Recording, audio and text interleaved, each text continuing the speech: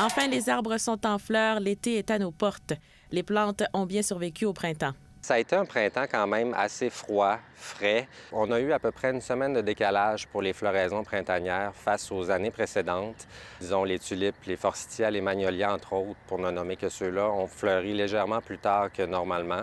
Mais ce retard-là va être rattrapé assez rapidement puisque l'été commence, la chaleur arrive. La saison du jardinage est bien entamée. C'est entre autres la période idéale pour couper vos branches d'arbres et planter vos arbustes. Les températures aussi sont encore fraîches. Il pleut quand même beaucoup. Le sol est quand même humide, donc c'est un excellent temps pour faire les plantations d'arbres, d'arbustes. Pour ce qui est des cèdres ou nets cèdres que vous auriez besoin de tailler, attendez encore un peu.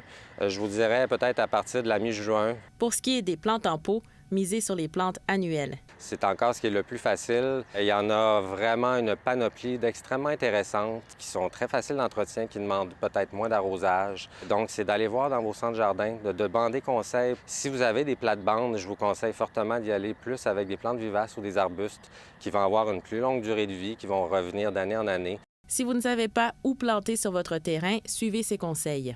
Il faut vraiment y aller avec les besoins des plantes. Choisissez les plantes en conséquence de la situation de vos plates-bandes à créer. Donc, ombrage, soleil, le taux d'humidité, est-ce que c'est un endroit très humide, un endroit très sec? Côté potager, les radis, les salades et les épinards peuvent être plantés dès maintenant puisque ce sont des légumes qui apprécient la fraîcheur. Pour plus d'astuces et pour découvrir de nouvelles tendances, faites un arrêt au rendez-vous horticole du Jardin botanique du 25 au 27 mai. Rebecca Salomon, Météo Média, Montréal.